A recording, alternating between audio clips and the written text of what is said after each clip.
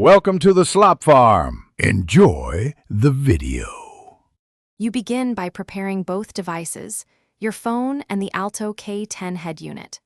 Plug a good USB cable into the phone while the car is parked and ignition turned on.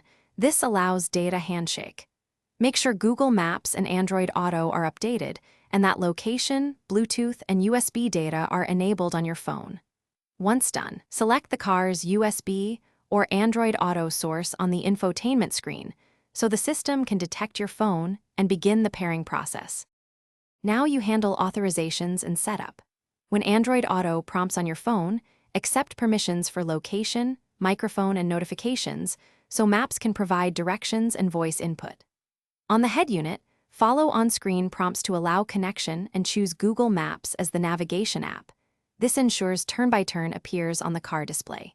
If you prefer a wireless experience and the Alto supports it, pair Bluetooth profiles for media and calls. Otherwise, stick to USB for full functionality and reliable audio routing. You're at the finish line. Open Google Maps from the car's Android Auto interface and enter a destination.